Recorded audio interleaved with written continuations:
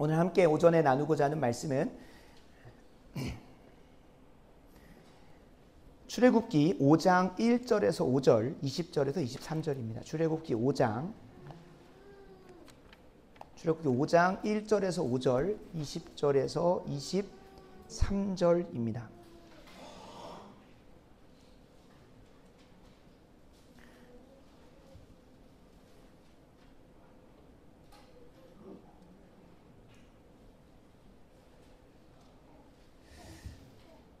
이 시간 다 찾으신 줄로 알고 이 시간 제가 한 절, 여러분들이 한 절 교독한 후에 마지막 절 23절은 합독하도록 22절과 23절은 합독하도록 하겠습니다. 약속 있는 하나님의 말씀입니다. 그 후에 모세와 아론이 바로에게 가서 이르되 이스라엘의 하나님 여호와께서 이렇게 말씀하시기를 내 백성을 보내라. 그러면 그들이 광야에서 내 앞에 절기를 지킬 것이니라 하셨나이다. 바로가 이르되 여호와가 누구이기에 내가 그의 목소리를 듣고 이스라엘을 보내겠느냐. 나는 여호와를 알지 못하니 이스라엘을 보내지 아니하리라. 그들이 이르되 히브리인의 하나님이 우리에게 나타나셨은즉 우리가 광야로 사흘길쯤 가서 우리 하나님 여호와께 제사를 드리려 하오니 가도록 허락하소서. 여호와께서 전염병이나 칼로 우리를 치실까 두려워하나이다. 애굽 왕이 그들에게 이르되 모세와 아론아 너희가 어찌하여 백성의 노역을 쉬게 하려느냐. 가서 너희의 노역이나 하라. 바로가 또 이르되 이제 이 땅의 백성이 많아졌거늘 너희가 그들로 노역을 쉬게 하는도다 하고 20절입니다. 그들이 바로를 떠나 나올 때에 모세와 아론이 길에 서 있는 것을 보고 그들에게 이르되 너희가 우리를 바로의 눈과 그의 신하의 눈에 미운 것이 되게 하고 그들의 손에 칼을 주어 우리를 죽이게 하는도다. 여호와는 너희를 살피시고 판단하시기를 원하노라. 22절과 23절 합독합니다. 모세가 여호와께 돌아와서 아뢰되 주여 어찌하여 이 백성이 학대를 당하게 하셨나이까. 어찌하여 나를 보내셨나이까. 내가 바로에게 들어가서 주의 이름으로 말한 후로부터 그가 이 백성을 더 학대하며 주께서도 주의 백성을 구원하지 아니하시나이다. 아멘. 아멘. 네, 오늘 수련회 오전 둘째 날 오전 집회의 말씀 제목은 어찌하여 나를 보내셨나이까입니다. 어찌하여 나를 보내셨나이까 라는 제목으로 하나님 말씀 증거하겠습니다. 이 세상 누구도 고난이라는 것에서 자유로운 사람은 없습니다. 이 세상 그 누구도 고난에서 자유로운 사람은 없습니다. 각자 가지고 있는 고난의 경중은 함부로 타인이 판단할 수 있는 것이 아니기에 누가 뭐 고난이 크냐, 누가 고난이 뭐 적냐, 네 고난이 크냐, 내 고난이 크냐, 너는 고난이 축대 안 낀다 라는 말을 함부로 할 수가 없습니다. 왜 그럴까요? 그걸 수치화할 수 있는 것이 아니라 각자의 고난은 매우 다층적이고 다채롭고 다양합니다. 그래서 어떤 작은 고난, 누군가의 눈에는 작은 고난으로 보일지 몰라도 또 다른 누군가에는 상대적으로 아주 크게 다가올 수 있습니다. 대표적인 예로 반려견을 한번 얘기를 들어보겠습니다. 반려견 혹시 키우시는 분 있을까요? 네, 감사하게도 적을 만들지는 않을 것 같습니다. 누군가에게는 이 반려견이 아파서 병원에 가고 또 그에게 필요를 따라서 채워주는 그 모든 것을 보고 있는 것이 고난일 수 있습니다. 무슨 말이냐면 반려견의 주인은 반려견이 너무 아프면 그를 위해서 병원에도 데려가야 되고 하면서 그걸 보면서 참 힘들고 슬프고 아프다고 말할 수 있겠지만 오히려 그것을 보면서 그 반려견에게 아시는 분은 아시겠지만 반려견은 저희보다 수술 보험 자체가 없기 때문에 요즘에 이제 만들어지고 있는데 상품들이 보험이라고 하는 제도가 없기 때문에 그들은 우리보다 한 10배 가까이나 내고 수술을 받게 됩니다. 아주 단순한 것들도. 그러니까 발치를 하는 그런 것도 저희가 이제 보험이 되니까 이제 얼마 안 하는 걸로 알고 있는데 거기 이빨이 썩으면 발치를 하게 되면 그것마저도 뭐 수십만 원에서 많게는 수백만 원까지 내게 된다는 거예요. 그래서 그 모습을 보고 있노라고 하면 물론 그 반려견 주인의 입장에서 보면 그 반려견이 아프고 그거는 시름시름 앓다가 인간의 수명보다 한 4분의 1 정도 되기 때문에 훨씬 더 빨리 이제 죽음을 맞이하는 걸 보면서 아주 슬퍼하고 그것이 나에게 찾아온 고난이라고 볼 수 있어요. 근데 반려견하고의 어떠한 친밀감이나 그런 교제의 그런 경험이 없는 사람의 입장에서는 하나님의 형상으로 지음받은 인간과 자녀들에게 베풀어야 될 열심과 사랑을 도리어 그 반려견들에게 향하고 있는 모습을 보면 상당히 고통스럽습니다. 상당히 고통스럽습니다. 심지어 목회자들 입장에서 더 고통스러운 건 뭐냐면 이 지방에서는 그런 경우가 많이 없는데 서울 쪽에서는 이제 자녀들이 다 떠나가고 부모님들의 노후가 누구와 함께 보내게 돼요. 대부분 반려견과 보내게 돼요. 그러다 보니 이제 반려견이 죽고 나면 목사님들에게 장례식을 부탁을 하는 거예요. 그 반려견의 장례를 위해서. 그래서 엄청난 신학적 고민과 목회자 입장에서는 아주 큰 고난이 찾아오는 거죠. 그래서 실제로 목회자님들 중에 이걸 해야 되냐 말아야 되냐 가지고 고민하시는 분. 저는 감사하게도 이제 대학생 친구들한테는 그렇게까지 막 깊은 친밀감이 있는 반려견들이 없었고 또 죽어도 그것 때문에 교회는 안 나올지언정 저에게 장례식을 요구하지는 않더라고요. 그 친구의 가는 길을 봐줘야 되기 때문에 주일날 교회 못 나가겠습니다 한 사건은 있었습니다. 근데 감사하게도 목사님이 이 아이를 위해서 저희 장례식 치러주시면 안 되냐는 건 없었어요. 근데 제가 알기로는 이제 어른들을 대상으로 하는 그 목회 현장에서는 꽤 있다고 들었습니다. 물론 이제 저는 답을 내렸습니다. 장례는 해줘도 된다고 생각을 합니다. 왜냐하면 우리가 지금 사람이 돌아가시고 또 고인이 된 그 장례 현장에 가서 고인을 위해서 하는 기도나 말씀이나 그런 건 단 하나도 없습니다. 결국에 하나님께서는 현재 하나님이시고 살아있는 자들의 하나님이시기 때문에 그 보낸 자는 그 영혼을 하나님께 맡겨드리고 뭐 개가 영혼이 있는 건 아닙니다만 그 영혼이 그 반려견이 죽은 거 죽은 거고 남아있는 자의 슬픔을 위로하고 애도하기 위해서는 뭐 3일장까지는 아니더라도 한번 그런 애도 예배라는 표현 좀 그렇죠. 그죠? 그냥 그들을 남은 자들을 위해서 남은 자들의 마음을 살피고 위로해주고 또 다시금 일상으로 잘 돌아올 수 있도록 살피는 뭐 예배까지는 아니더라도 목양적 차원에서 섬길 수 있다고는 결론은 내렸습니다. 그러나 이제 뭐 그 개를 위해서 기도해 주시면 안 되나요? 그죠? 참 여러 가지 생각을 하게 되는 겁니다. 그러니까 엄청난 고난인 거죠. 한번 생각을 해봅시다. 그 반려견 평생을 함께 그 동고동락을 한 20년에서 25년 정도 함께 했던 그 개가 자신의 한쪽을 사라져 버린다고 한다면 그것만큼 그 분에게는 고난과 힘듦이 없을 겁니다. 식음을 전폐하기까지 합니다. 그죠? 근데 반대로 그것하고 전혀 상관없는 저에게는 그것이 또 다른 고난이라는 거. 그걸 보고 있는 것 자체가. 왜요? 실제로 자기 자녀에게 베풀어야 될 열심과 사랑과 물질의 헌신이 그냥 말해도 그냥 바로바로 충성해주는 그가 훨씬 자녀보다 나으니까 자녀에게 줘야 될 사랑과 헌신을 누구에게 보내는 겁니까? 반려견에게 보내는 거 아니겠습니까? 이거는 상당히 지독하게도 이기적인 사랑인 거예요. 우리 이제 반려견이 주는 분명한 유익이 없지 않아 있습니다. 제가 말하는 건 극단적으로 가 있는 사람보다도 더 반려견을 귀하게 여기는 그런 분들, 오히려 반려견 자체가 우상이 되어버린 분들에게 하나는 겁니다. 제가 반려견을 키우는 모두들을 적을 두고 싶지는 않습니다. 그러나 분명한 것은 반려견을 자신에게 맡겨주신 소명지인 자녀들, 가정을 살피는 것보다 그 반려견을 더 위하고 있다면 이것은 분명히 우리가 한번 재고해 봐야 할 부분인 거예요.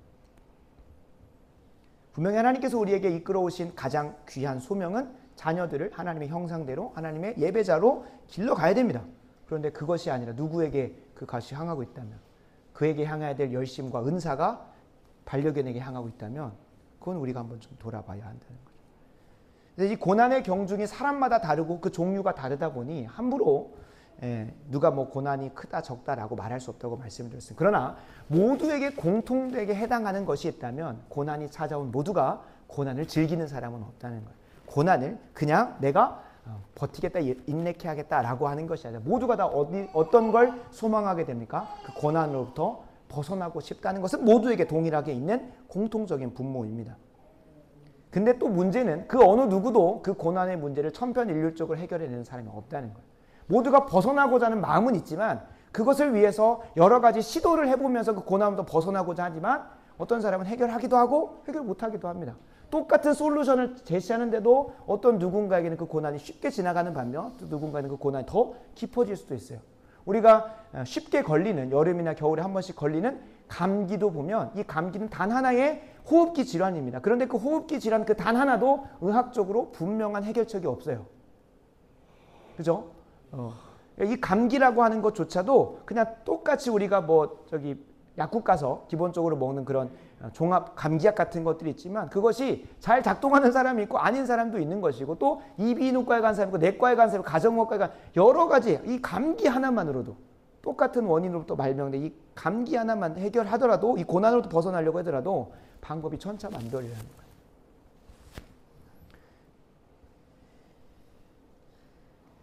그래서 사람들은 그 인생을 살아가면서 어떻게 보면 이 고난의 문제를 해결하고 자신에게 임상실험 해보고 그리고 그 고난의 해결책들을 차곡차곡 쌓아가다가 인생의 종착역에 다다른다고 해도 과언이 아닐 정도입니다. 그죠? 어떤 한 가지의 고난을 해결할 때 또 다른 고난이 찾아오고 또 다른 고난이 찾아오면서 그걸 하나 처리했더니 그거 이렇게 처리하면 돼 라고 하면서 각자 나름대로의 임상실험을 통해 자신에게 했던 임상실험을 통해 해결된 해결책들이 가지고는 있지만 또 내가 예상치 못하고 해결할 수 없는 쉽게 흘려보낼 수 없는 고난들이 또 찾아옵니다. 한번 우리가 생각을 해보면 초등학교 6년, 그 다음에 중학교, 고등학교 12년 전체를 교육을 하고 나면 이제 입시 지옥에서부터 벗어날 줄 알았습니다. 그죠? 대학에 열심히 들어갔습니다. 입시를 열심히 공부해가지고 그 입시의 고난의 터널을 지나고 나니 대학교에 갔는데 대학 가자마자 함께 첫날부터 우리에게 마주하는 고난의 길은 무엇입니까? 취업의 고난이 또 찾아오는 내가 원든 원치 않든 그리고 대학 4년 동안 열심히 학점 관리하고 대외 활동에서 인턴십하고 뭐 다 해가지고 이제 취업의 문턱을 지났다고 생각을 했어요. 그렇다고 보니까 이제 뭐가 찾아옵니까? 뭐 사람마다 조금 요즘에 좀 달라지긴 하지만 결혼의 고난이라는 결혼으로 꼴이 나는 그런 여정의 고난이 찾아오기도 하고 또 뭐 각자마다 좀 기준이 다르니까요. 뭐 집을 마련하고자 한다든지 내가 원하는 드림카를 살려고 한다든지 등등등 각자가 원하는 것에 대한 또 그 고난이 또 찾아오는 거예요. 그러니까 그냥 평상적으로 성경에서 이야기하는 인간의 그 여정을 가지고 한번 보면 결혼을 통과했습니다. 결혼을 꼬리를 했어요. 그러고 나니까 무엇이 찾아옵니까? 자녀를 기르는 양육하고 하나님의 형상대로 길러가는 또 고난의 터널이 찾아오게 되고 자녀를 잘 기르고 났더니 이제 쓸개 빼주고 간 빼주고 모든 거 다 빼주고 기르놓고 왔더니 이제 무엇이 찾아옵니까? 노후의 문제라고 하는 것이 또 찾아오게 되고 어떻게 하면 더 이 남은 여생을 잘 마무리할 수 있을까에 대한 또 고난, 그죠? 그러니까 계속 인생은 고난의 여정이라는 거예요. 그 모양과 깊이와 범위는 다 다르더라도 모두에게 고난이 찾아오고 모두 다 그 고난의 문제를 해결하고자 하지만 인생이 어떻게 보면 그냥 고난으로 다 가득 차 있다고 해도 과언이 아닙니다. 근데 이 고난은 그리스도인들에게는 찾아오지 않고 비그리스도인들에게는 안 찾아오는 것이 아니라는 것에 있어서 오늘 이 자리에도 우리에게 문제가 발생을 합니다. 고난은 그리스도인들에게만 찾아 마치 출애굽기에서 10가지 재앙 중에 한 두세 가지 정도의 재앙은 누구에게 찾아오지 않습니까? 하나님의 선택받은 그리스도인이라는 이스라엘 백성들에게는 찾아오지 않습니다. 근데 반대로 누구에게만 찾아오는 비그리스도인들에게만 애굽 사람들에게만 찾아오는 재앙이 있기도 해요. 실제로 계시록에서도 약속하고 있는 것처럼 네 번째 재앙부터 7대접, 뭐 7인 심판이 보통 다 같은 것을 강도 있게 다르게 표현한 것일 뿐인데 네 번째 심판 이후로부터는 분명히 우리에게 그리스도인들이 해당되지 않는 것이라고 성경이 이야기하고 있기도 해요. 그러니까 그리스도인들에게는 찾아오지 않는 고난도 있다는 거 분명히. 이건 나중에 혹시나 저희가 또 이런 수련회에서 계시록 전체를 한번 통독하면서 계시록이 막 무슨 피면 이제 무섭고 그죠? 잘못 해석하면 이단될 것 같아서. 근데 우리 계시록 1장 초반부에 보면 이걸 읽고 권하고 그대로 살아내는 자는 복이 있다고 말할 정도로 계시록은 우리가 이 땅의 삶을 살아가면서 너무나 열심히 읽어야 되는 성경책이기도 합니다. 다시 돌아와서 분명히 고난은 그리스도이든 비그리스도이든 모두에게 찾아온다는 거예요. 근데 이 고난이 찾아왔을 때 세상 사람들은 그냥 운명의 장난인가 보다. 그냥 내가 재수가 없어서 이런 게 찾아왔나 보다라고 그냥 넘기면 돼요. 훨씬 더 그들이 마음이 편해요.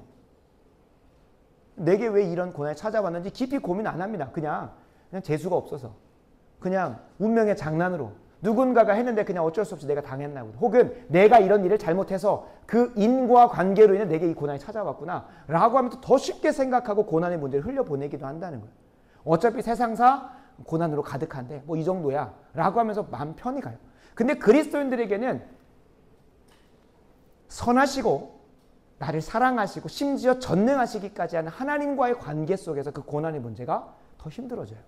분명히 하나님이 나를 사랑하신다 하셨고 그 하나님이 악하신 분이 아니라 선하시기까지 하고 더불어 우리에게 가장 선한 것을 사랑으로 베풀어 주실 수 있는 만큼 능력이 전능하신데 왜 나에게 이런 해결할 수 없고 해석할 수 없고 설명되지 않는 고난이 찾아오는가? 그럼 하나님은 과연 전능하신 분인가? 이 악을 내게서 거두실 수 없을 정도로 무능하신 분인가? 그리고 그 하나님이 나를 선하게 대하시는 것이 아니라 나를 사랑하시는 것이 나를 미워하시나? 그 하나님이 알고 보니까 악하신 분이었나라고 하는 하나님에 대해서 오해하기 시작하고 이것을 신정론이라고 하는데 신은 과연 살아계신가? 그 살아계신 신이 나를 사랑하시고 선하시고 정의로우신 분이신가? 왜 하나님이 살아계시다고 한다면 이 세상에 가득한 악은 어떻게 설명될 수 있는가? 라고 해서 이 악과 고난의 문제에 대해서 세상 사람들은 오히려 그냥 그냥 그런 거지라고 볼 수 있다는 거예요. 그런데 누구는 선하시고 전능하시고 나를 사랑하시기까지 하는 그 하나님을 믿고 신뢰하며 그분과의 관계 속에서 오늘을 살아내는 나에게는 그리스도인에게는 그 고난의 깊이와 넓이와 높이가 더 한참 깊어진다는 거예요. 아이러니하죠. 배신감이 막 찾아오면서 어떻게 하면 나에게 이럴 수 있냐라고 하면서 이 고난의 문제를 오히려 더 해결할 수 없는 그 미궁 속으로 치닫게 된다. 그러면 그리스도인들에게 고난이 찾아오는 이유는 무엇일까요? 그리스도인들에게 고난이 찾아오는 이유가 무엇일까요? 참 아이러니하게도 하나님이 선하시고 나를 사랑하시고 전능하시기 때문에 고난이 찾아오는 겁니다. 웃기죠? 분명히 우리에게 이 고난의 문제가 해결되지 않는 이유가 더 깊어지는, 더 미궁 속으로 들어가는 이유가 하나님이 선하시고 사랑하시고 전능하시다는 그 고백 때문에 배신감에 막 하나님께서 막 고난이 왜 내게 주셨냐고 막 원망하고 떠나가게 되는데, 반대로 이 고난이 찾아오는 그 이유 자체가 무엇이라는 거예요? 하나님 선하시고 나를 사랑하시고 그리고 전능하시기 때문에 그 고난이 그 똑같은 이유로 그리스도인들에게 찾아옵니다. 히브리서 12장 6절을 한번 보면 히브리서 12장 6절 이런 고백이 있습니다. 주께서 그 사랑하시는 자를 훈육하시고 징계하시고 그가 받아들이시는 아들마다 채찍질하심이라 하였으니, 그러니까 하나님이 사랑하시는 자에게 하나님의 선하신 뜻 안에서 전능하심으로 고난을 주신다는 거예요. 징계를 주시고 훈육을 하신다는 거예요. 12장 10절은 또 이렇게 이야기합니다. 하나님은 우리의 유익을 위하여 그 거룩하심에 참여하게 하시기 위하여 우리에게 고난을 허락하신다는 거예요. 우리가 하나님의 거룩함에 참여하게 할 수 있도록 우리에게 허락하신 훈육의 방법은 채찍질과 고난과 징계라고 성경은 이야기하고 있습니다. 고난의 이유, 하나님께서 우리에게 고난을 주시는 그 이유에 대해서 성경은 한 4-5가지 정도로 그 고난의 여러 가지 종류들을 좀 이렇게 카테고라이징을 하는데, 첫 번째입니다.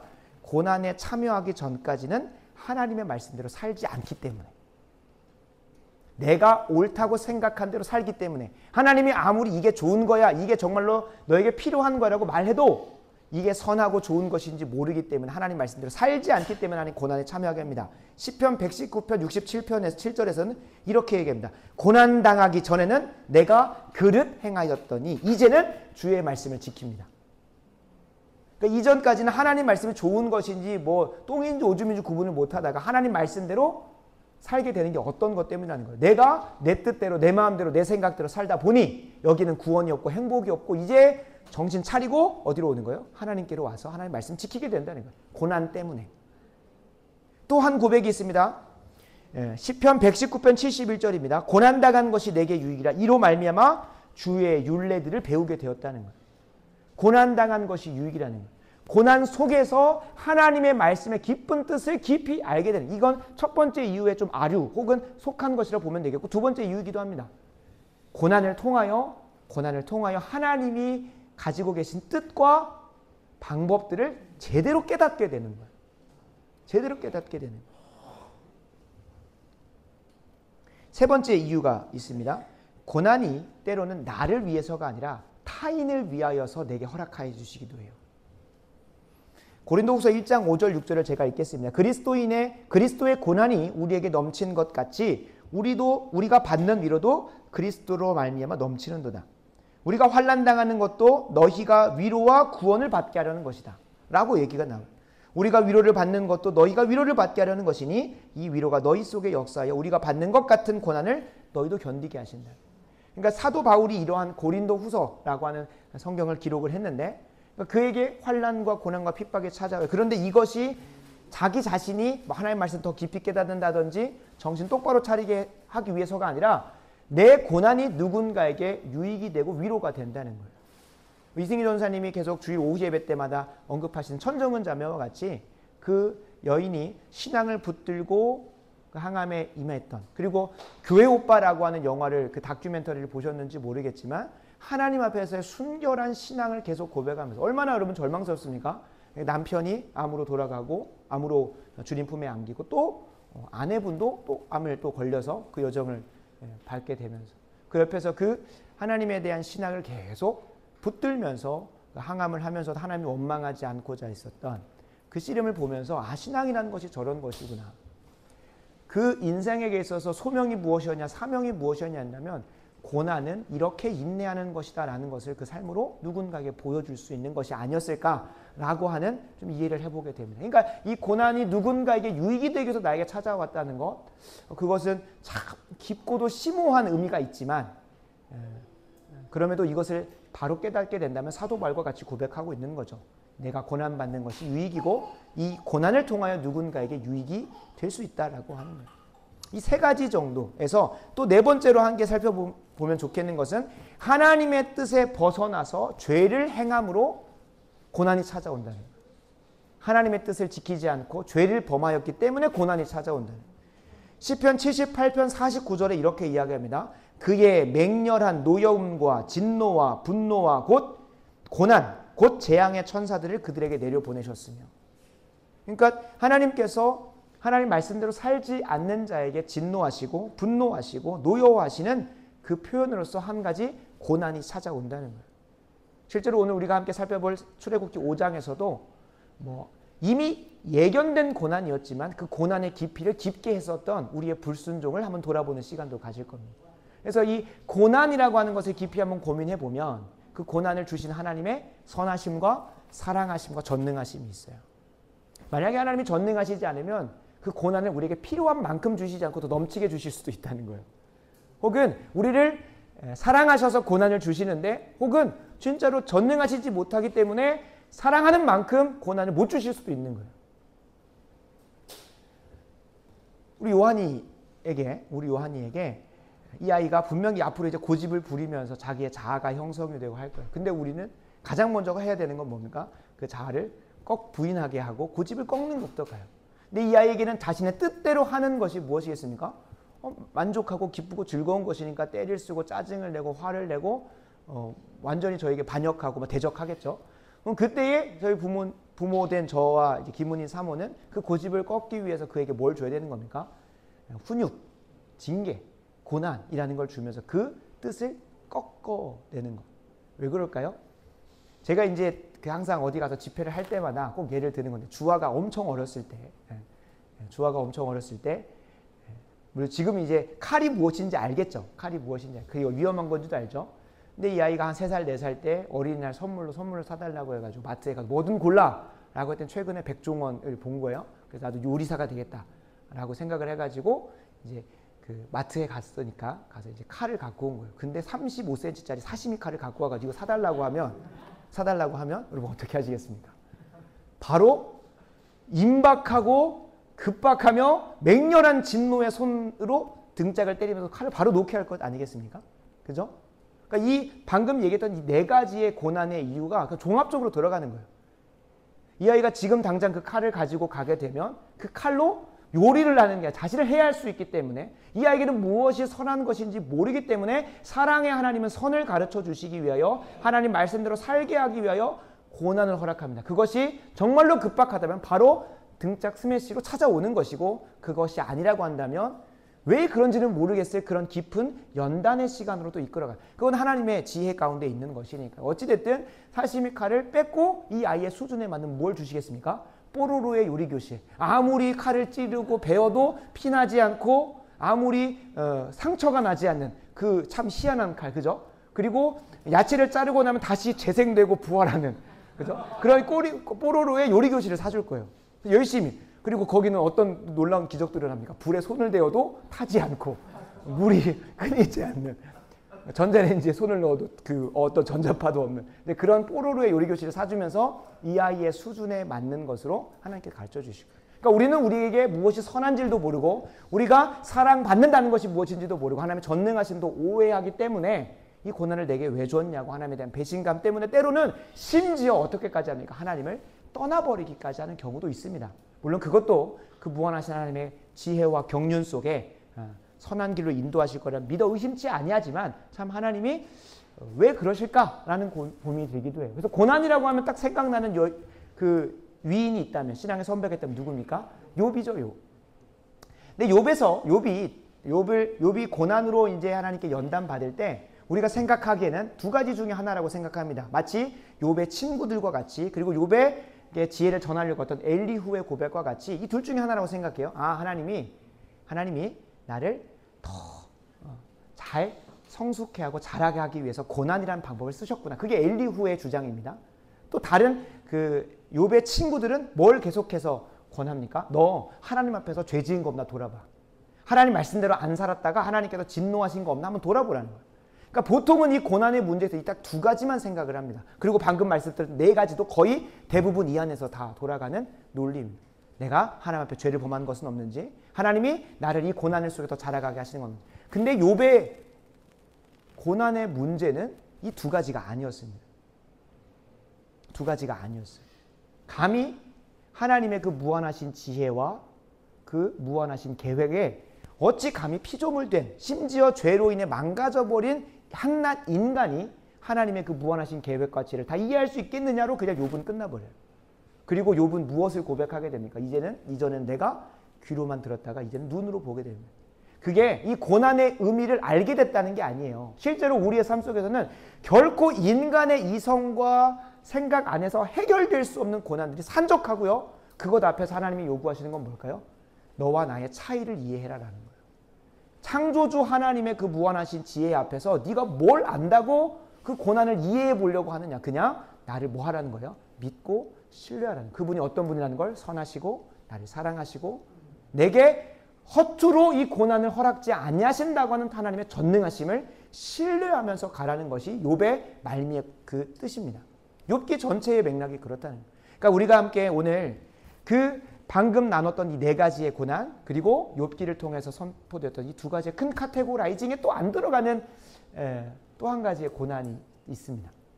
그것은 어저께 저녁에 함께 살폈던 것처럼 하나님 나라의 비전에 사로잡혀서 내게 허락하신 사명을 충성되게 감당하면서 오늘 하루의 삶을 살아가는, 소명에 충실되게 살아가는 사람에게는 반드시 찾아올 수밖에 없는 또 하나의 고난이 있습니다.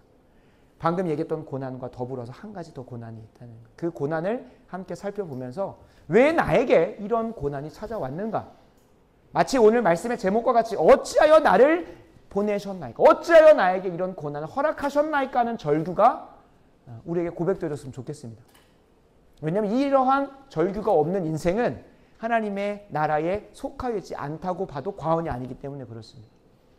하나님 나라에 속하여 있다면 분명히 이런 고백이 나올 수밖에 없고, 그 고백은 처음에는 절규와 한탄과 원망의 고백일 수 있습니다. 그러나 반대로 내가 잘 가고 있구나라고 하는 것에 대한 표지고 점검이기 때문에 기쁨과 환희로 바뀔 수 있습니다.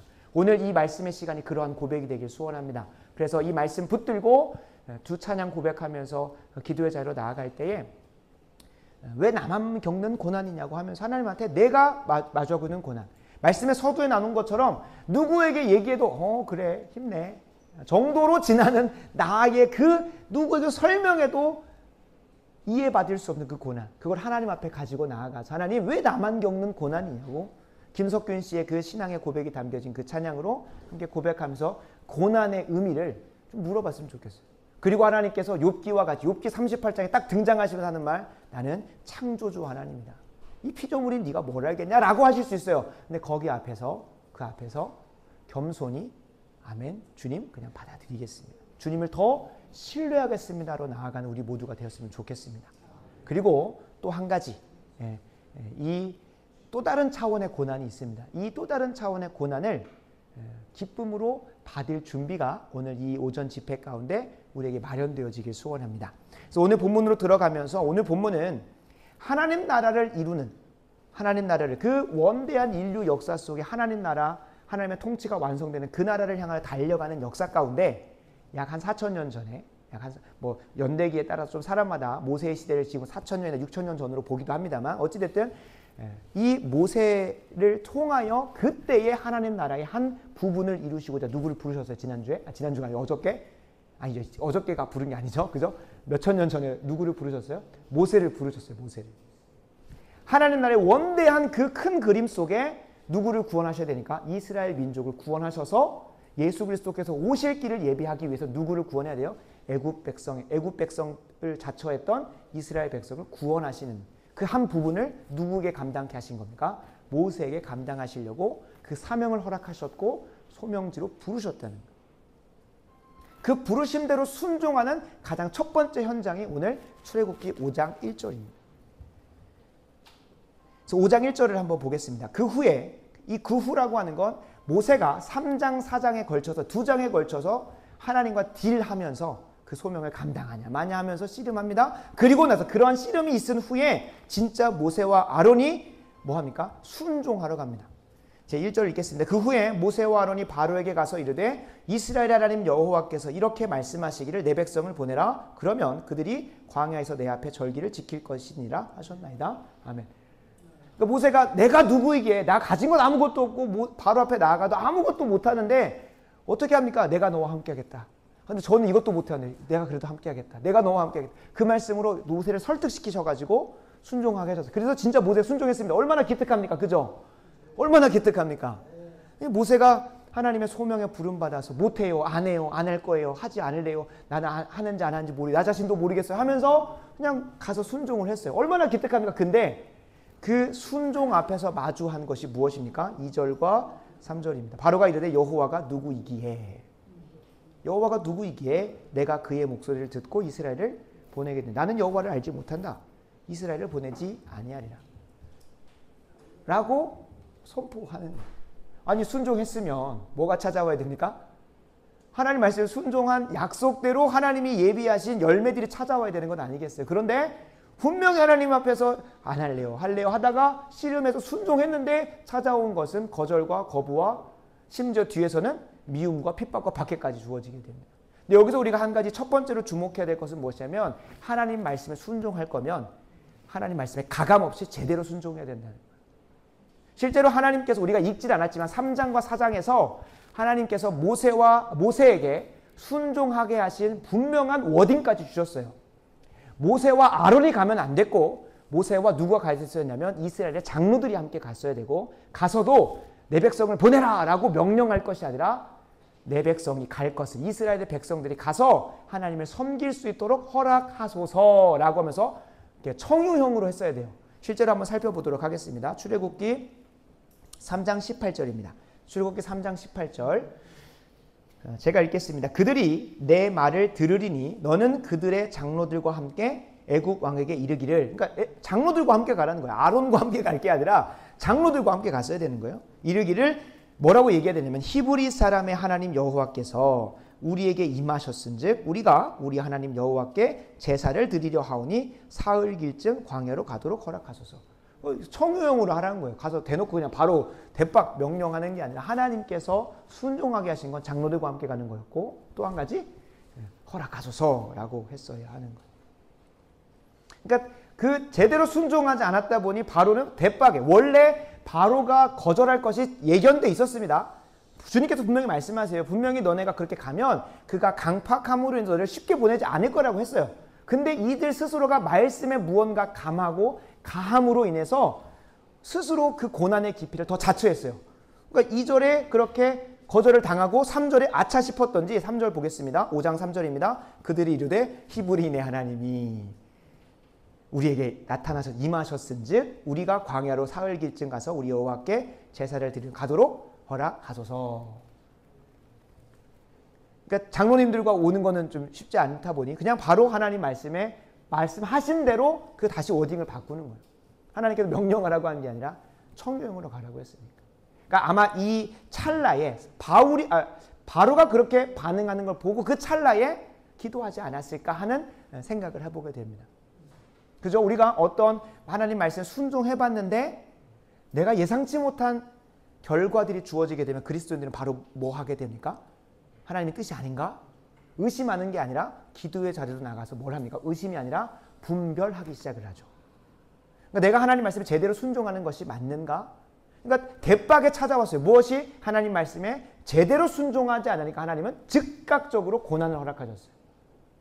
그리고 그 즉각적 고난은 단순히 나 안 보낼 건데 그게 아니라 그 뒤에 보면 이제 핍박과 박해와 심지어 동역자의 자리에 있는 사람들마저도 하나님의 이름으로 모세와 아론에게 혼을 내고 화를 내고 미워하게 되는 결말로 가게 돼요. 우리가 5장 전체를 다 읽지 않았지만.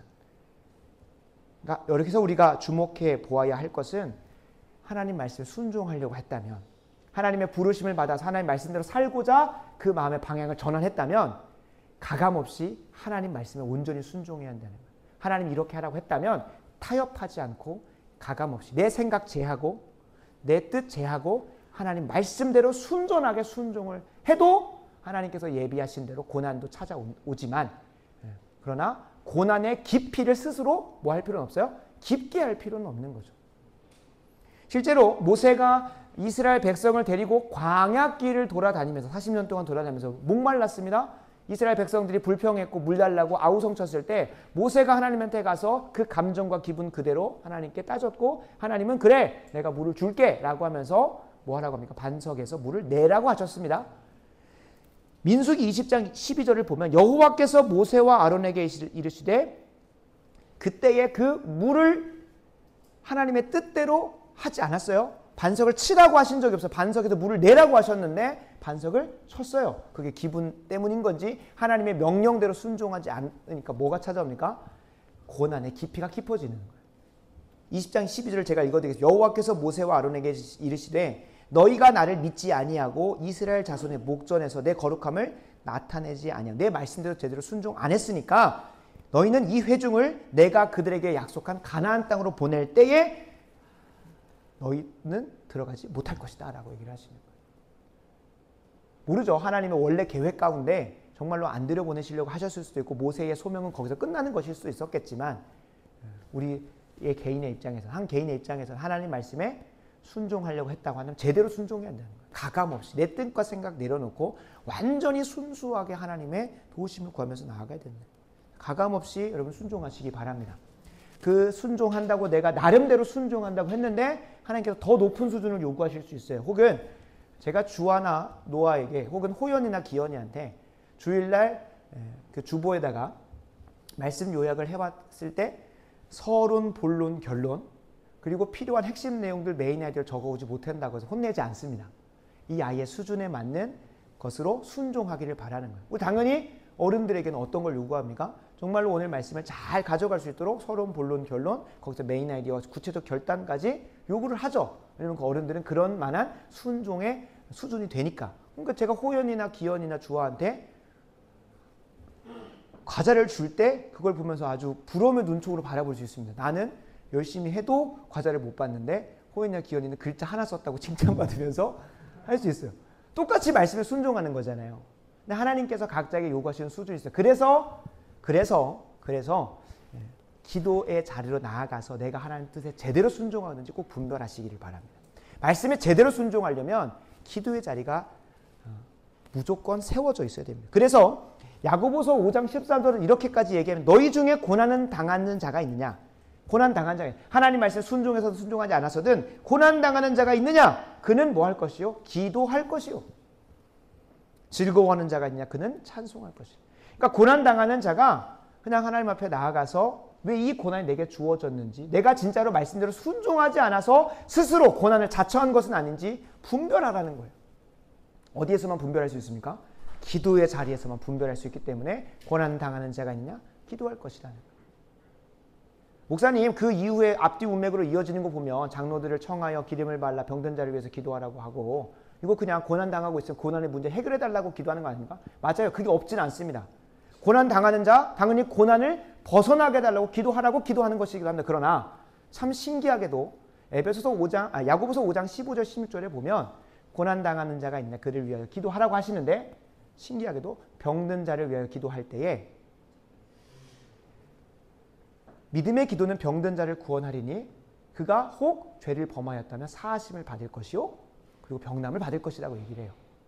그러니까 이 기도의 자리 가운데서 단순히 우리가 당하는 고난의 문제 해결만을 위해서 기도하는 것이 아니라 이 고난을 하나님의 선하신 뜻대로 분별할 수 있도록 기도하는 게 필요하다는 거예요. 혹시 그가 죄를 범하여서 이 병을 거두었을 수 있으니까요.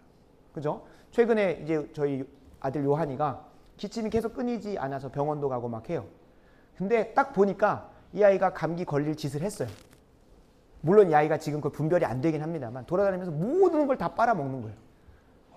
심지어 제가 교회 청소하다 폐기물로 갖다 놓았던 가스 호스를 빨고 있는 거예요. 시꺼먼데 당연히 안 아플 수가 없는 거예요. 그래서 그 이후에 참 잘 정리해놓고 치워놓긴 했습니다만 스스로가 고난을 자처한 거죠. 아프기 위해서. 물론 육신의 부모가 그것들을 더 잘해야 되는 것도 필요합니다.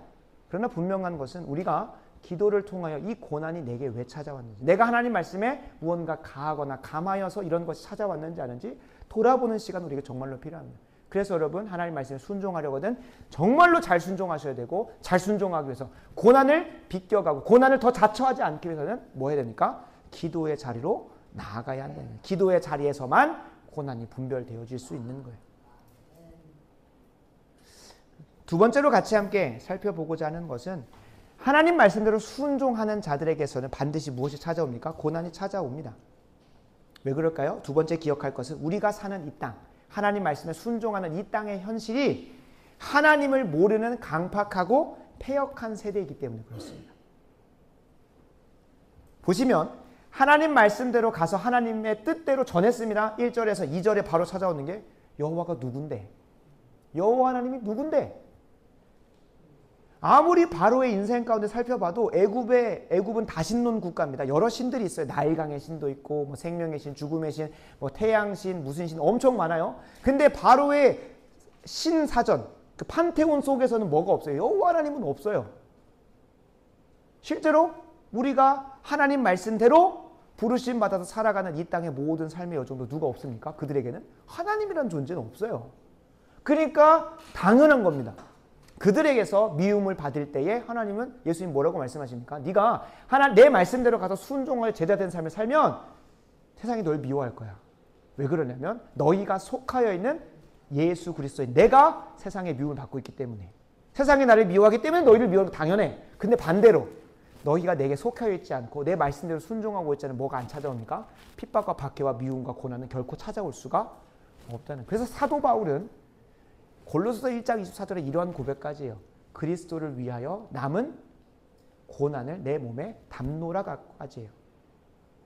이걸 좀 잘못 이해하게 되면 예수 그리스도께서 우리를 위하여, 우리의 구원을 위하여 감당하셨던 그 고난의 무게를 예수님이 다 감당 못해서 우리에게 나눠주시고 짊어지게 하시는 것처럼 보여요. 근데 예수님은 이미 말씀하셨습니다. 다 이루셨다.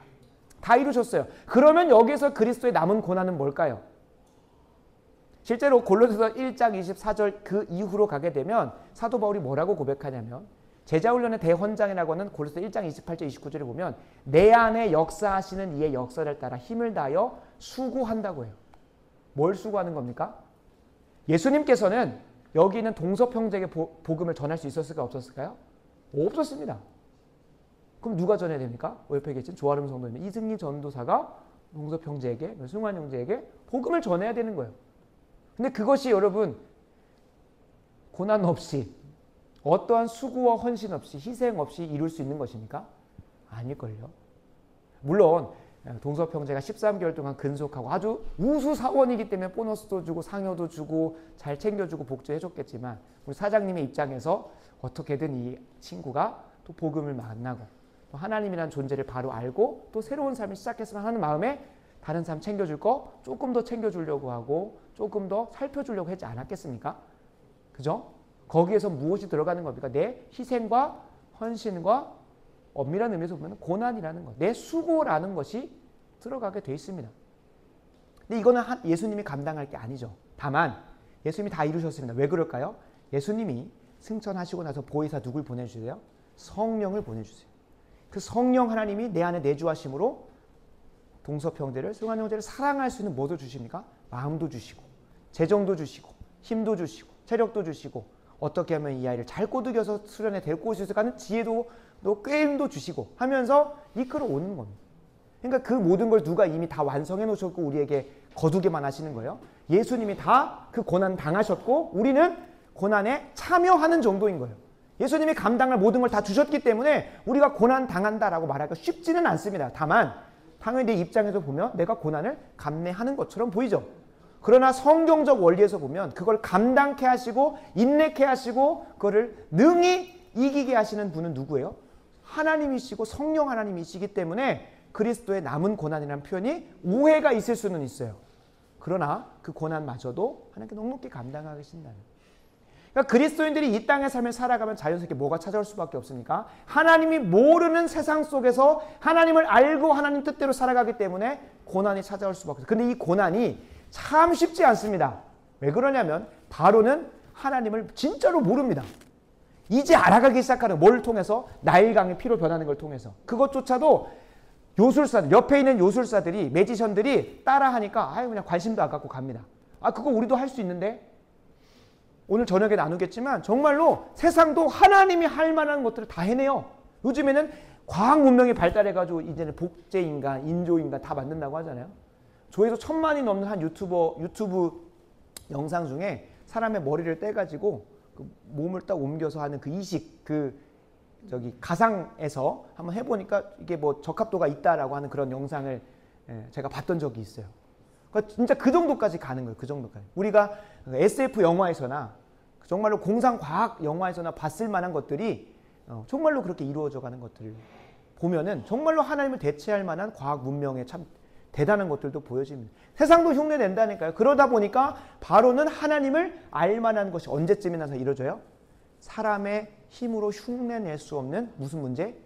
생명의 문제 앞에서 무릎을 꿇어버리는. 이제서야 하나님을 진짜로 알고 인정해버리는 거예요.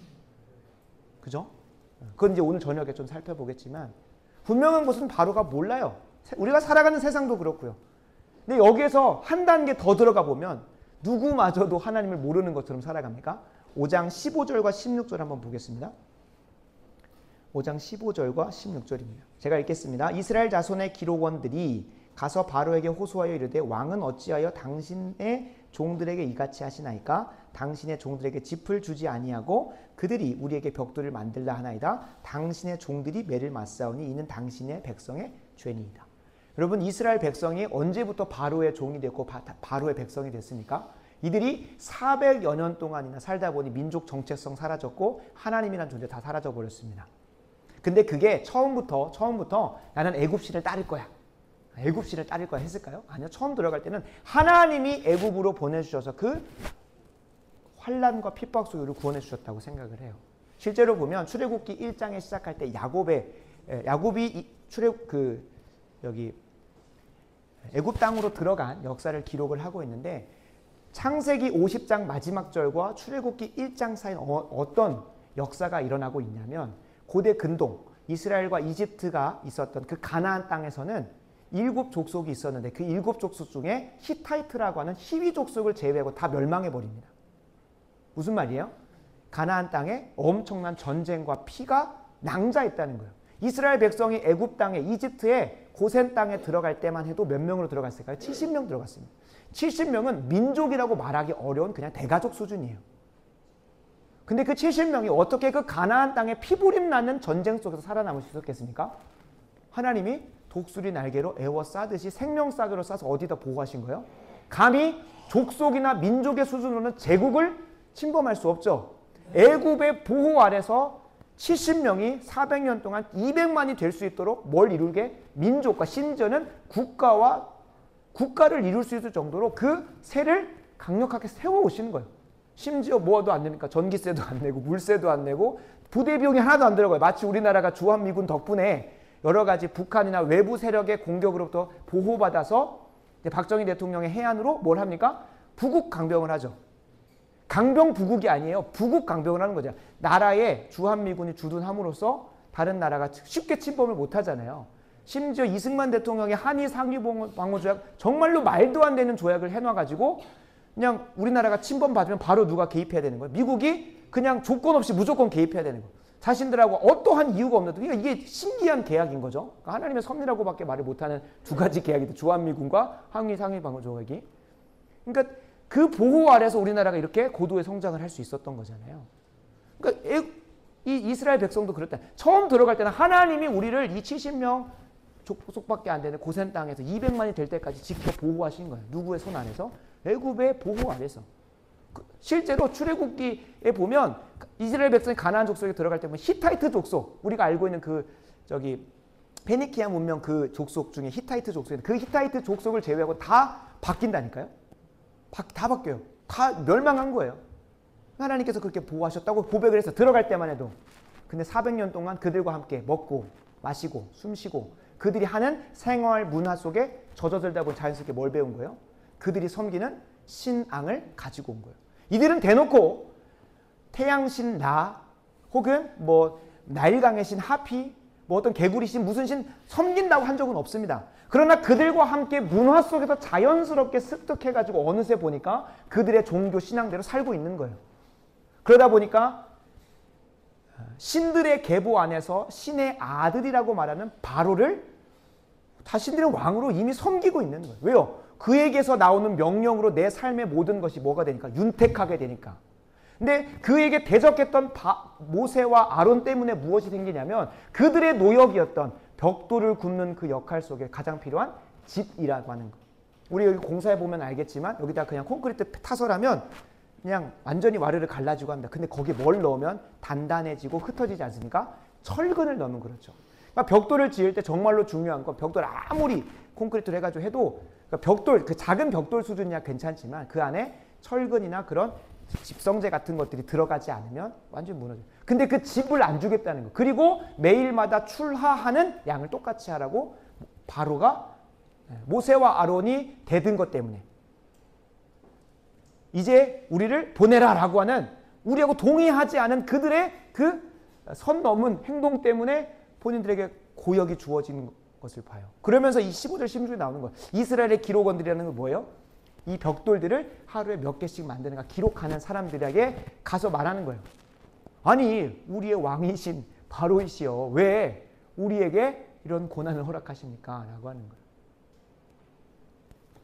정체성 자체가 바뀌어버린 거예요. 이들은 원래 누구를 예배하고 누구를 섬겨야 되는 자들이니까 하나님을 예배하고 하나님을 섬겨야 되는 자들인데 이제는 아예 주객이 전후에 400년 동안 지나가 보니까 자연스럽게 문화를 통해 배운 거죠. 그리고 나서 이제 그 화가 누구에게 향해요? 이어지는 18절과 19절과 20절, 21절을 보면 제가 읽겠습니다. 기록하는 일을 맡은 이스라엘 자손들이 너희가 매일 만드는 벽돌을 조금도 감하지 못하리라 함을 듣고 화가 몸에 미친 줄 알고 그 고난이 내게 찾아온 줄 알고 누구에게 가요? 그들이 바로를 떠나 나올 때에 모세와 아론이 길에 서 있는 것을 봅니다. 그래서 그들에게 이릅니다. 너희가 우리를 바로의 눈과 그의 신하의 눈에 미운 것이 되게 하고 그들의 손에 칼을 주어 우리를 죽이게 하는도다. 여호와는 너희를 살피시고 판단하시기를 원합니다. 여러분 참 아이러니하죠. 그들이 하나님을 섬긴다고 하면서 여호와가 너희를 판단해 주시기를 원하지만 그들의 정체성은 이미 어디가 있습니까? 바로가 자신들의 왕이고 자신들을 다스리는 분이고 자신들의 삶을 윤택케 하는 자로 이미 선정이 돼 있고 어디에서만 하나님을 거론하는 거예요? 유대인들 앞에서만 여호와 하나님 너희를 판단하시고 살피시기를. 하나님이 살피시고 판단하시면 누가 혼나겠습니까? 하나님 말씀에 온전히 순종하고자 했다가 미움당하고 심지어는 참 이 고난이라는 게 세상에서 당하는 고난은 우리가 너무나 익히 알고 있어서 이게 당연한 거지. 어떻게 하나님 뜻대로 살아가는데 이 패역하고 음란한 세대 가운데서 이게 먹히겠어? 라고 하는 이미 그 개념이 있습니다. 그러니까 이 고난은 고난의 축도 안 껴요. 그리스도의 남은 고난에. 진짜 고난은 뭐예요? 함께 신앙하는 사람들, 함께 동역자라고 선 사람들이 뭐 할 때 배신하고 오히려 야 그렇게까지 하는 게 맞는 것 같아? 라고 하는 말이 내 귀에 들려오는 순간 완전 억장이 무너지는 거예요. 그렇지 않습니까? 아니 하나님이 진짜 그 정도까지 원해? 하나님은 더 높은 수준을 우리에게 요구하시는데 우리를 더 다운그레이드 시키고 이 정도면 괜찮지 뭘 더 해? 라고 하면서 계속 낮추는 그 말을 들을 때 심지어 내가 믿는 하나님은 너희를 판단하고 살피시기를 원해 라고 하면서 나도 하나님한테 분명히 이 말씀 가지고 살아가려고 선택하고 행동했는데 저 하나님이 잘못된 하나님인 건지 내가 믿는 하나님이 잘못된 하나님인 건지 분간이 안 되고 헷갈릴 때 이 고난의 깊이는 깊어지는 거예요. 그리스도께서 분명히 남겨놓으신 우리에게 감당하게 하시는 그 고난이 있는데 그 고난이 더 깊어진다는 거예요. 누구 때문에? 믿는다고 하는 사람들 때문에. 실제로 제가 군대 전역하고 나서 과외가 잘 안 구해져가지고 공장에 2달 가서 열심히 일했던 적이 있습니다. 그때 이제 신천지도 만나가지고 그분이 너무 잘해주셔가지고 신천지로 갈 뻔도 했는데 장로님 아들인데 그분이 막 저에게 막 성경 공부하겠냐고 막 얘기하는 거죠.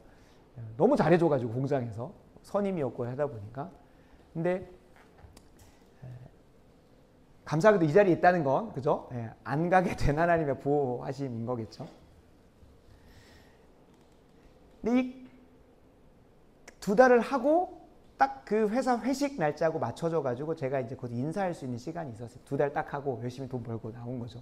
돈 꽤 주더라고요. 열심히 출근하고 점심밥도 주고 또 야근 원하면 하고 가면 된다고 저녁밥도 주길래 열심히 먹고 근데 열심히 그냥 육체 노동을 한 2달 동안 해서 한 400 벌었나 500 벌었나 그랬던 것 같아요. 어차피 집에서 사니까. 근데 그 마지막 회식 날 그 부장님이라고 하시는 분, 거기 이제 회식을 주최하는 가장 이제 위에 계신 분이 술 한 잔을 하시는 거예요. 그래서 이제 같이 이제 뭐 이순종 사원이라고도 안 하죠. 저 친구 이제 그만하니까 이제 같이 술하고 이제 마무리합시다 하면서 회식을 하는데 이제 술잔을 돌리는 거예요. 그 당연히 여러분 제가 뭐 그때 주님을 만나진 않았었습니다만 26살 때 만났다고 제가 스스로 좀 고백하고 다니는데 그때까지는 이제 막 인격적으로 고백하지 않더라도 그래서 배운 게 있다 보니까 당연히 술잔 어떻게 하겠습니까? 안 받는다고 하겠죠. 당연히 안 받죠. 그랬더니 그 부장님 말 나도 어느 교회 집사인데 이 정도는 괜찮아 라고 하는 거예요. 거기서 억장이 보여요. 그래서 이제 제가 얘기를 했죠. 그러니까 네가 집사가 아닌 거다 라고 마음 가운데 얘기를 한 거죠. 거기서 이야기했습니다. 너가 그러니까 진짜 집사가 아닌 거죠. 그래서 이제 술잔을 내려놓고 그냥 열심히 고기 열심히 먹고 왔습니다. 그죠? 그리스도인들은 또 그렇게 고난 받잖아요. 어떤 미움을 받습니까? 술집 가가지고 안주만 축낸다 라고 하면서 고기만 열심히 먹고 왔어요. 술 안 먹고 당연히 고기만 먹고 그래서 마무리하고 왔는데 진짜로 힘든 건 그런 거죠. 똑같이 그리스도인의 길을 걷는다고 제자의 길을 걷는다고 하는데 나도 신앙인이야 라고 하면서 성경에 완전 반하고 대적하고 하나님을 없다고 말하는 순종을 우리에게 강요하는 이 세상 속에 살아갈 때 참 그 고난의 깊이가 깊어져요. 이 고난 진짜로 찾아옵니다. 그때에 모세는 어떤 고백을 합니까? 22절과 23절입니다. 모세가 여호와께 돌아와서 아뢰되 주여 어찌하여 이 백성이 학대를 당하게 하셨나이까? 이것까지는 이해가 가요. 아니 학대 당할 만하죠. 400년 동안 자신에게 이런 보호와 도우심을 허락하신 하나님은 말끔하게 잊어버리고 세상 신이라고 섬기고 있는 이들에게 당연히 학대 당할 만하죠. 하나님 긍휼히 여기셔서 이런 모세와 아론의 구원자를 보내시는데 여기서 이런 고백이 나올 수 있는 거 어찌하여 나를 보내셨나이까? 아니 바로에게 거절당하는 건 이미 주님께서 예견하셨어요. 물론 10번의 재앙까지 가면 바로가 꿇을 거다라고까지 얘기 안 하셨지만 분명히 반대와 미움과 핍박과 박해와 거센 압박을 받을 거라고 분명히 얘기했어요. 그러니까 알고 들어간 거니까 바로 앞에서는 아무 그게 없어요. 근데 누구 앞에서 무너지는 거예요? 믿는 자들이라고 하는. 내가 구원하기로 한 저들의 그 얘기를 들으니까 그냥 완전히 오장이 뒤집어지는 거죠. 그래서 어찌하여 나를 보내셨나이까 하는 거예요. 어찌하여 나를 보내셨나이까. 내가 바로에게 들어가서 주의 이름으로 말한 후로부터 그가 이 백성을 더 학대하고 주께서 주의 백성을 구원하지 아니하시나이다 하고 하면서 가게 되는 거예요. 여러분 그리스도인들은 이미 하나님 말씀대로 살고자 하는 그 순간부터 고난의 길 여정이 시작이 됩니다. 고난의 길. 그러니까 고난이 없다고 생각하고 임하면 해석이 안 되는 거예요. 이해가 안 되는 거예요. 아니 하나님 뜻대로 살려고 하는데 선하시고 사랑하시고 전능하신 하나님 왜 이렇게 나를 힘들게 만들어? 하나님 안 계시네 라고 떠날 수밖에 없어요. 근데 성경을 잘 읽으면 믿는 그 순간부터 이 땅에서는 고난이 시작이에요. 그리고 그 고난 이후에 우리는 뭘 보며 살기 때문에 다 완벽하게 이루어질 그 하나님 나라가 통치가 임할 그날에 그걸 완전히 뭐하는? 뒤집어 버리시는 그 역전의 때를 바라보면서 그 고난을 뭐하는 겁니까? 감내하는 거죠. 감내하는 거예요. 마치 우리가 어떤 시험을 준비하면서 그 고난의 시간들을 견디고 인내하고 버티고 이길 수 있는 힘이 어디서 나옵니까? 이것이 합격하고 나면 찾아올 영광과 부귀와 영화를 바라보면서 감내하고 인내하는 것 아니겠습니까? 그리스도인들은 그것 때문에 이 땅의 삶에 남겨져서 무엇을 보여주는 사람들인 거예요? 하나님의 장차 오셔서 이루실 것들을 보여주는 사람들인 거예요. 아니 왜 굳이 무식하게 그 고난을 자초하면서 가냐는 거예요. 그런데 그 고난을 버티고 인내하고 견디는 그 모습을 통해서 누굴 보여주는 거예요. 아, 저 사람들은 뭔가 다르다. 그죠? 제가 알기로 이승기 전사님이 이제 그 사업을 하시면서 세무사하고 이제 세무 정리를 하는 가운데 이런 얘기를 들었었습니다. 세무사가 끝까지 이거 조금만 비틀면 수백만 원을 그냥 아낄 수 있고 인마이 포켓 할 수 있는데 왜 굳이 그런 걸 안 하시냐라고 물었던 걸로 들었어요. 근데 마침 거의 이제 이전에 한번 저희 대학 8부 사랑의 교회 대학 8부에 와서 잠깐 신앙생활 하는 적이 있었는데 그때 이제 우크라이나 성금이었는지 모르겠는데 그때 자신의 그 주머니에 있는 것들을 또 하나님의 뜻대로 쓰시라고 선교 헌금을 했었어요. 근데 마침 그게 딱 어떻게 연결이 돼가지고 필요한 부분들에도 그 공제받을 수 있는 것들을 또 채웠던 것을 기억을 합니다.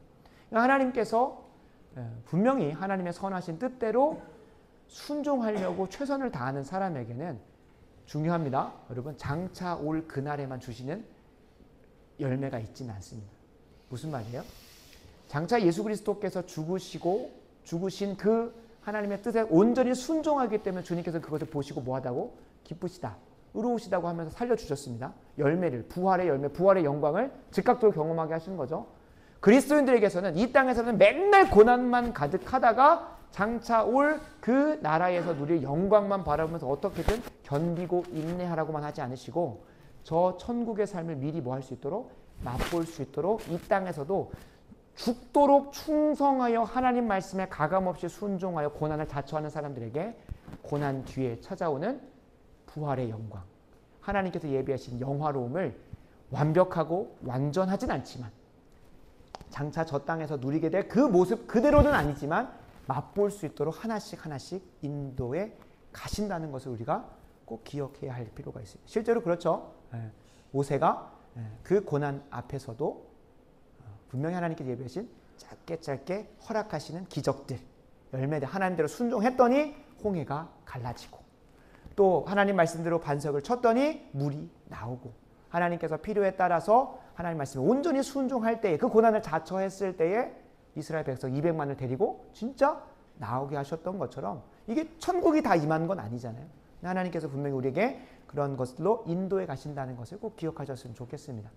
근데 우리에게 이 고난을 한 가지 좀 더 베껴보면서 깊게 들어가면 좋겠는 게 한 가지가 더 이걸 나누면서 오늘 말씀을 마무리하고자 합니다. 사단 마귀가 우리를 시험하고 믿음을 잃게 만들려고 고난이라는 걸 줄 때가 있습니다. 근데 이 고난이 마치 초대교회 때처럼 물리적 핍박으로 다가오는 시대는 이미 지나갔습니다. 오늘 저녁에도 더 깊게 나누겠지만 물리적 핍박으로 오는 게 아예 없는 건 아닌데 물리적 핍박과 밖에, 다른 말로 하면 우리의 목숨을 쥐락펴락하는 칼과 기근과 전염병으로 오는 것이 아닌 것은 아니지만 지금 사단 마귀가 뭘 더 학습해가지고 마치 챗 GPT처럼 2000년 기독교 역사 가운데 학습해가지고 어떠한 방법으로 찾아오냐면 안 거예요. 뭘 안 하냐면 물리적으로 핍박하고 박해하고 죽였더니 믿음이 더 단단해지는 것을 보는 거예요. 모이기를 더 힘쓰기 시작하고 하나님 말씀에 어떻게 순종할 수 있을까 더 깊이 고민하고 기도하는 자로 가버리는 거예요. 그래서 지금 현대 사회에서 우상이자 고난으로 우리에게 찾아오는 것은 물리적 핍박이나 박해가 아닙니다. 마치 개구리가 펄펄 끓는 뜨거운 물에 개구리를 던져서 개구리탕을 만들려고 하면 결코 만들 수가 없죠. 왜요? 들어가는 순간 어떻게든 뛰쳐 나오기 때문에 안 됩니다. 근데 개구리탕을 한 번도 먹어본 적이 없고 먹을 일도 없지만 어떻게 개구리탕을 만들어 갑니까? 처음에 미온수, 그죠? 미온수로 놨다가 천천히, 처음부터 빨빨 끓지 않습니다. 천천히 끌어올리면서 익어서 삶아 죽이게 만듭니다. 참 이솝우화에서도 있는 참 귀한 예인데 참 성경적이라고 보는데 사단 마귀에게 있어서는 한 남자가 외투를 입고 길을 거닐다가 해와 바람이 내기를 하죠. 저 외투를 벗기는 사람이 이기는 거다 라고 해가지고 처음에 바람이 아주 거세게 물리적으로 바람을 해요. 그러더니 뭐해요? 더 여민인 거예요. 마치 우리 신앙인들이 핍박과 박해 앞에서 여몄던 것처럼 우리 신앙을 더 단단하게 만들었던 것처럼 뭉치는 거예요.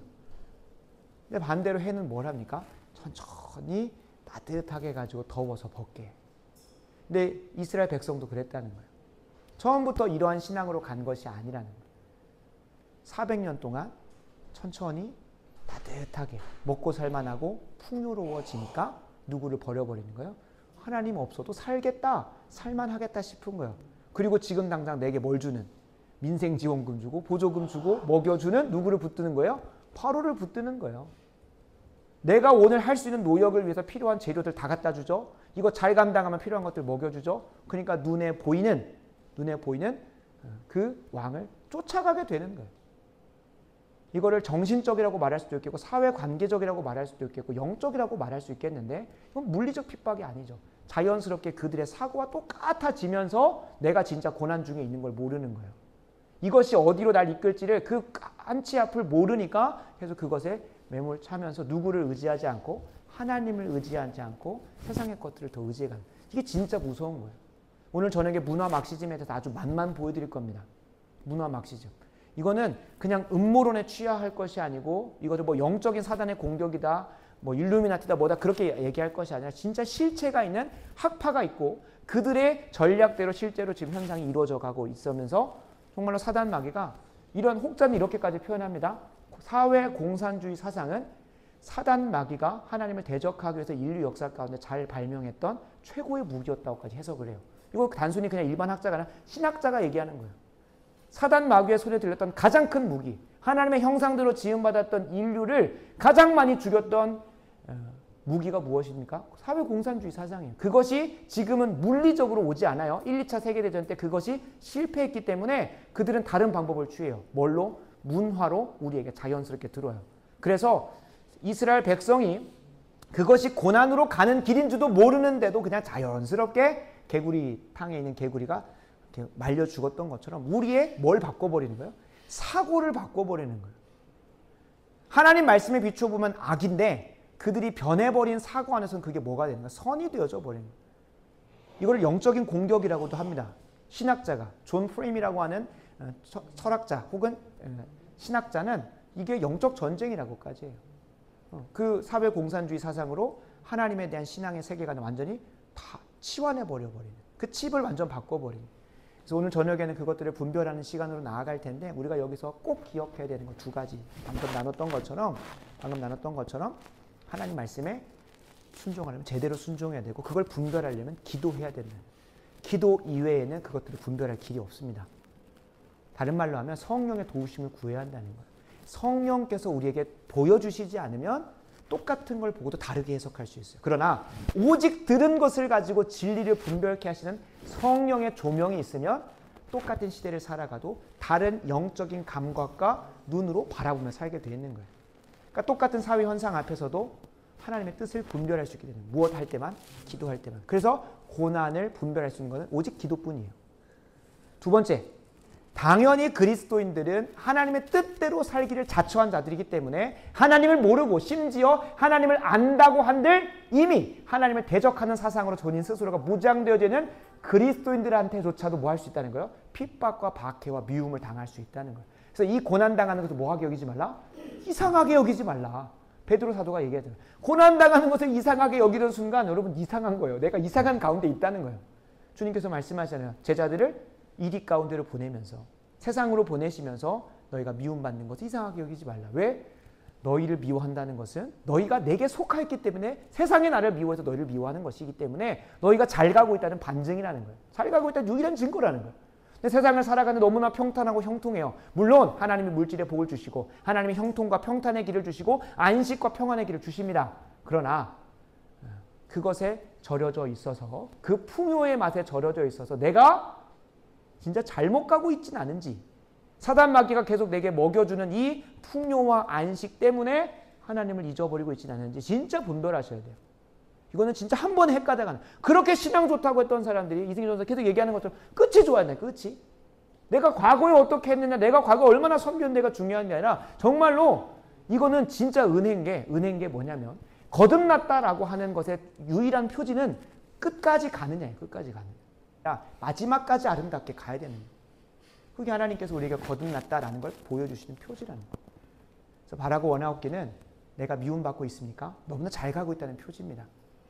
내가 미움받지 않고 있습니까? 그러면 한번 기도의 자리에 나아가서 내가 하나님 뜻에 순종하지 않고 있는 건 없는지 돌아보라는 표지입니다. 그것이 사도 바울이 내가 주 예수 그리스도를 위하여 그리스도의 남은 고난을 내 몸에 넣노라라고 했던 그것들 중에 하나인 겁니다. 그리고 미움 받는 것도 고난이지만 실제로 하나님 뜻대로 사는 데 있어서 수고한다는 것은 세상에 비추어 보면 고난일 수밖에 없습니다. 우리는 주 며칠을 사는 사람들입니까? 주 6일을 사는 사람들입니다. 7일째는 누구 거기 때문에? 하나님 것이기 때문에 그날을 위하여 우리가 매일의 삶을 최선을 다해 살아야 되는, 그 슈퍼맨으로 살아가야 돼요. 물론 혼자 슈퍼맨 살기 안 하시죠. 누가 함께 하십니까?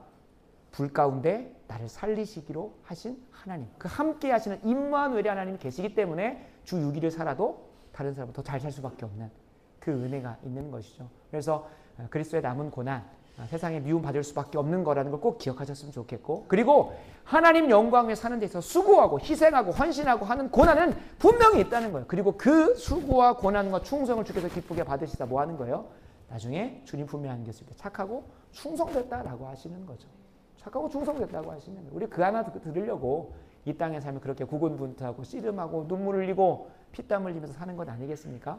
그래서 우리가 이 고난의 분명한 유익을 참으로 아시고 어찌하여 나를 여기에 보내셨나이까? 그 질문하시면서 주님 앞에 나아가 기도로 부르시고 해결 받으셨으면 좋겠습니다.